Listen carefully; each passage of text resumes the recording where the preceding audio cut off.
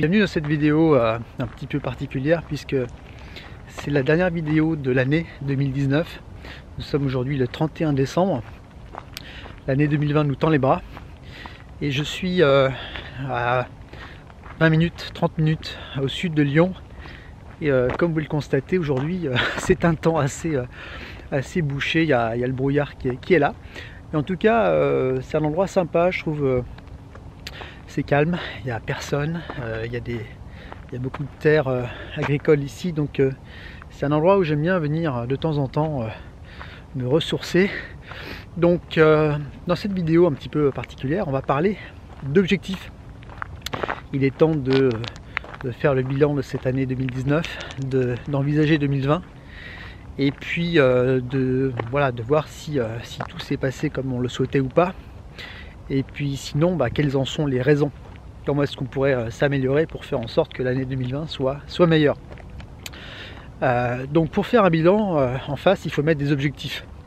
Et c'est l'objet de cette vidéo. Et je vais vous parler de l'importance cruciale, selon moi, de se fixer des objectifs. Des objectifs, on va dire, annuels, qui vont alimenter un objectif un peu plus grand, un objectif à 5 ans ou à 10 ans. Alors ces objectifs, il faut qu'ils répondent à certaines caractéristiques. Alors on dit, les anglo-saxons nous disent que les objectifs doivent être smart. Ça veut dire quoi? Ça veut dire que les objectifs, il faut qu'ils soient clairement définis, il faut qu'ils soient bien spécifiques. Il faut qu'on puisse les mesurer, il faut qu'ils soient quantifiables. Par exemple, si vous dites, voilà, dans un an je perds 10 kilos, voilà, c'est un chiffre bien précis. Donc là on sera en mesure de dire en fin d'année si oui ou non vous avez atteint votre objectif. Soit réaliste en termes de quantité, il faut qu'il soit pertinent, ça c'est super important. Il faut que vraiment ces objectifs répondent à un objectif plus grand, un objectif par exemple à 5 ans ou à 10 ans. Si par exemple vous vous dites dans 10 ans je veux être un rentier immobilier et je vive de mes rentes immobilières, qu'est-ce qu'il faut que je mette en place à 5 ans pour atteindre cet objectif décennal? Et qu'est-ce qu'il faut que je mette en place pour cette année pour atteindre un objectif à 5 ans? Donc les objectifs que vous fixez à un an doivent alimenter des objectifs plus gros que vous vous êtes fixé au préalable à 5 ans ou à 10 ans. Et eux-mêmes, ces objectifs à 10 ans doivent alimenter ce qu'on appelle son pourquoi. Mais voilà, bon, ça je reviendrai sur cette notion un peu plus tard. Il faut qu'il soit également limité dans le temps. Il faut bien sûr se dire, voilà, à la fin de chaque année, où je me dis, est-ce que j'ai atteint mon objectif ou pas? Je ne parle pas de résolution. On sait bien que les résolutions n'ont aucune valeur. Les résolutions, elles tiennent quoi? Elles tiennent une semaine, elles tiennent 15 jours, elles tiennent un mois maximum. Mais non, on parle bien d'objectifs qui répondent à ces critères. Alors, en ce qui me concerne, pour 2019, je m'étais fixé un certain nombre d'objectifs. Il vaut mieux se fixer 1, 2, voire 3 objectifs sur différents piliers de sa vie, que ce soit sur les aspects santé, business, famille, loisirs, etc.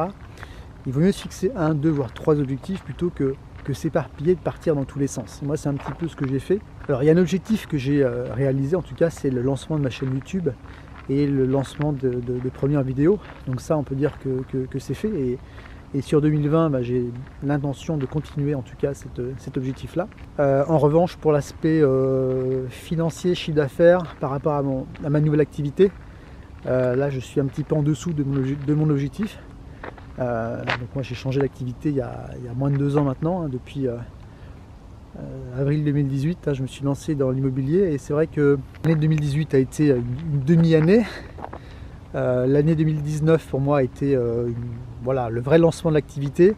Alors c'est vrai que je me suis fixé un objectif qui était très, très ambitieux, peut-être un peu trop, parce que je ne l'ai pas atteint très clairement ce chiffre.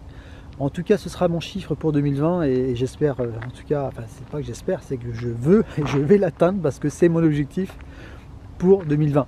Donc pour 2020, l'objectif c'est bien sûr d'un point de vue financier d'atteindre les objectifs que je me suis fixés. Également je continue à faire des vidéos YouTube comme celle-ci. Et puis j'ai un objectif aussi que j'ai, et celui-ci j'aimerais le partager avec vous, et j'aimerais surtout vous lancer un défi, c'est-à-dire qu'on le fasse tous ensemble. Cet objectif, il est clair, il est de lire un livre par mois.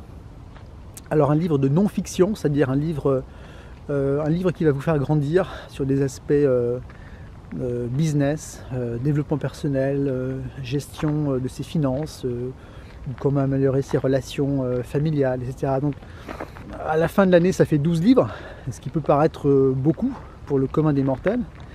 Mais néanmoins, 12 livres, c'est pas grand-chose. Si vous ramenez ça, ça fait un livre par mois finalement. Et un livre par mois, c'est quoi? C'est 300 pages divisé par 30 jours, ça fait 10 pages par jour.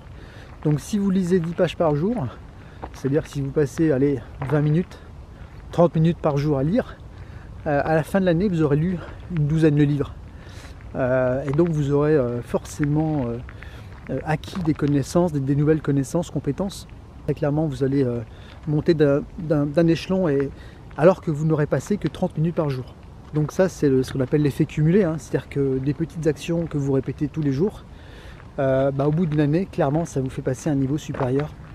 Donc cet objectif-là, que je m'étais déjà fixé en 2019 et que je n'ai pas atteint, mais que je vais atteindre en 2020, j'aimerais vous lancer le challenge aussi avec moi et en tout cas moi je m'engage à lire un livre par mois durant cette année 2020 et à la fin de chaque livre de vous faire un petit bilan, une petite synthèse de cette lecture.